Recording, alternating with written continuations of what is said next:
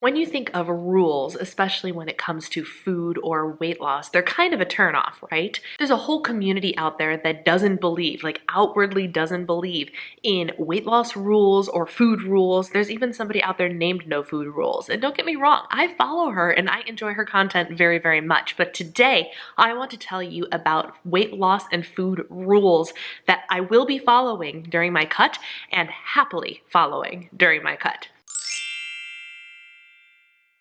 I know rules can be quite a turnoff, but for me, I find that if I have an established set of rules, sometimes it just makes things a little bit easier. When I follow these rules, things just kind of run a little bit more smoothly and I find I have more success. So today, I wanted to share with you my 10 weight loss rules that I will be following during this cut. Rule number 1 is a rule that I have lived by for ages. You guys have heard me say it again and again and again, and I will share it again here because if I follow no other rule, it has to be this one, and that is start the day with high protein. Even if you don't eat breakfast until 10 or 11 o'clock in the morning, whenever it is you break your fast, hence the name breakfast, it could be lunch, but it's still your breakfast. It must be a high protein breakfast. You set yourself up for failure when you down something like a high sugar latte and a donut or a muffin, because all of those carbohydrates and sugar are going to spike your blood sugar and send your blood sugar on a roller coaster, resulting in cravings and fatigues and highs and crashes all day long. When you start your day with a high protein breakfast, ideally with a little bit of healthy fat in there, you set your blood sugar up for success the entire day.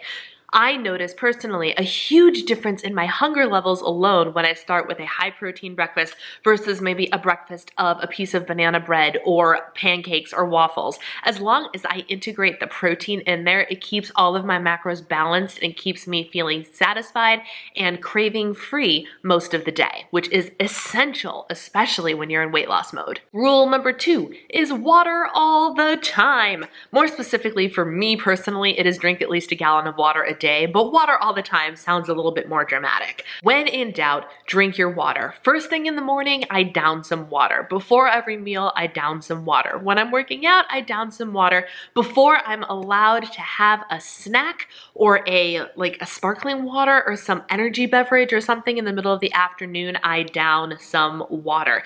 Because water, like I've said a billion times before, keeps the body functioning optimally. It also helps you feel a little bit fuller, and it just makes the whole world a little bit better. Yes, you're going to be peeing a lot, it happens, but the more often you're peeing, the less time you have to get into trouble, right? Right. So drinking all of the water every single day is just so important all the time, but really, really important during weight loss mode. I personally have a gallon water jug that I fill up every single morning with the sole purpose of emptying it before bed every single night. Rule number 3 that I'm following during this cut is prioritize sleep. You can do all the things right. You can be in a caloric deficit. You can work out until you are so sore you can barely move, but unless you properly rest and recover, none of this is really going to matter. Your body is going to end up under so much physical stress from lack of sleep that it is going to do everything it can to hold on to every calorie. You're going to have a cortisol spike, which is a stress hormone spike, which is going to make it harder to lose weight. You'll retain things.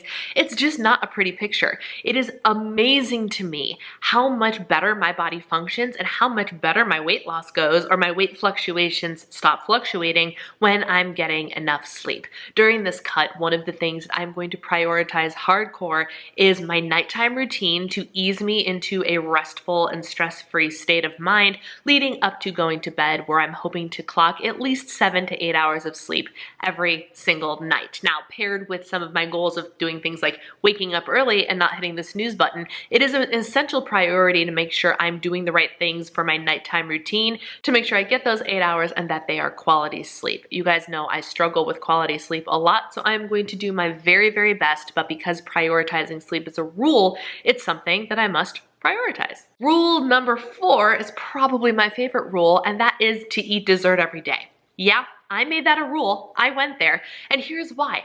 I am not somebody who functions well under feeling deprived. Deprivation and I do not get along. When I feel restricted or deprived, I go into scarcity mindset, which means binging and craving and wanting all the things. So my rule is I have to have a sweet treat every day. I have to have a dessert every day. I actually plan on allotting 10 to 20% of my calories every single day strictly for fun food, for treat food, for dessert at the end of the day or mid-afternoon, depending on when I decide I want my sweet treat. But it's going to be there daily because as long as I know I'm allowed to have that treat every single day, I don't have to worry about not getting treats because they're literally built into my day. And when I can build the things that I feel are a necessity into my daily diet, it's going to make staying in my caloric deficit much, much easier. Rule number 5 is a rule I have tried to follow ever since I was a Weight Watchers leader because I taught it to my meetings, and that is eat a fruit or vegetable with every meal and snack. Some days this is easier than others. Days when I have just gone to the grocery store and I have bought out what feels like the entire produce section and I have all sorts of vegetables and fruits prepped and ready to go. It's very easy to do this. I can have a brownie at the end of the day as long as I have some strawberries alongside of it. I can have my protein shake with a banana. You get what I'm saying? During the day, instead of having chips with my lunch, I will eat carrots or peppers instead.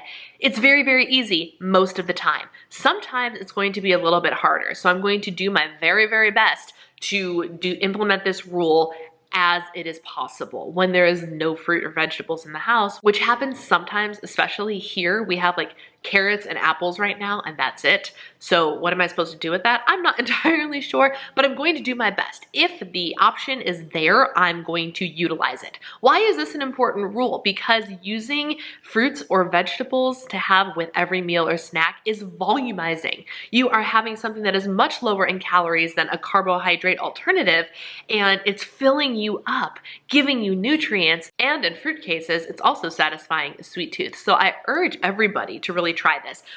At least one fruit or vegetable with every meal or snack. It is a game changer, I promise. Rule number 6 is eat the fats. People who are trying to lose weight specifically are so afraid of fats. And I was one of those people. Low fat, fat free, all the time. All the time.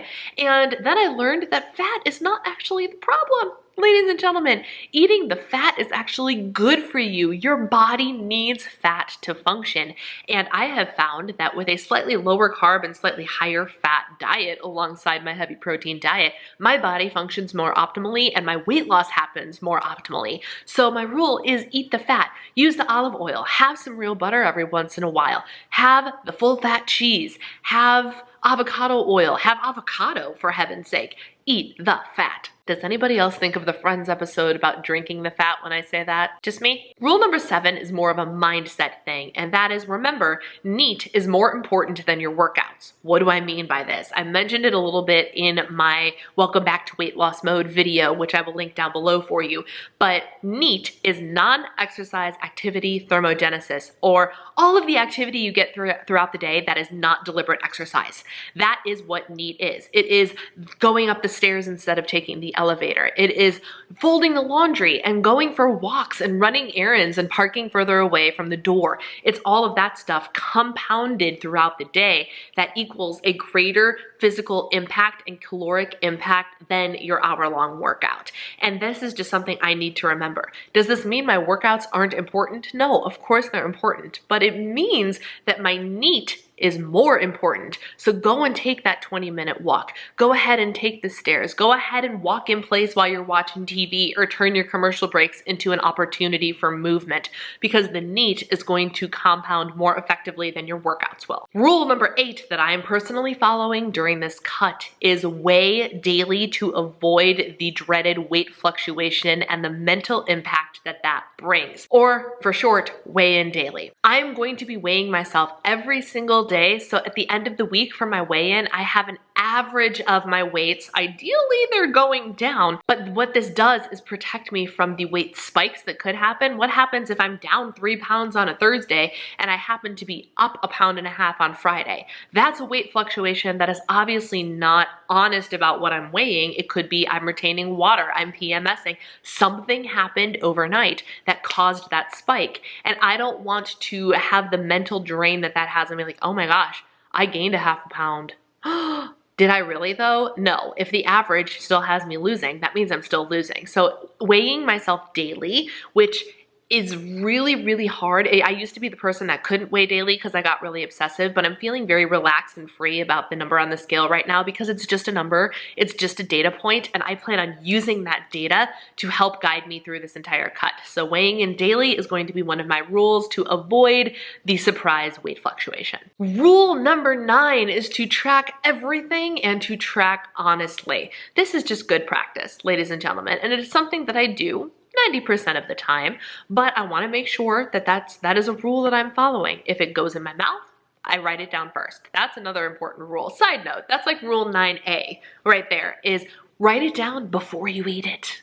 Before you eat it. It's really, really helpful. But I just, general rule, solid rule for weight loss, especially when you're using a plan that involves tracking, track everything and track honestly. And rule number 10 is to have outside accountability set up and in place and ready to go. And I have that in the form of a couple of things. First, I have my accountability buddy who has been very lenient. She's backed off a little bit since I've been in maintenance mode. And I told her, you don't have to check in on me every day. She's the person who, for years now, it's literally been like two years, maybe more, but 2 years for sure.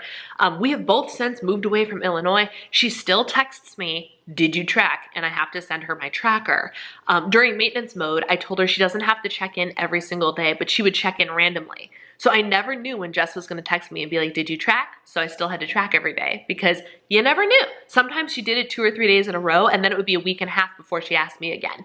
But now that she knows that I'm in the middle of this cut, I said starting February 1st, please text me every single day. And she's going to do that. And I told her my whole plan, my caloric, these are the numbers that are okay for me to fall into. Every day I will send you my tracker and my running total for the week. If you have no idea what I'm talking about the running totals, go ahead and watch that video with the intro to my weight loss mode because that gives you all the information.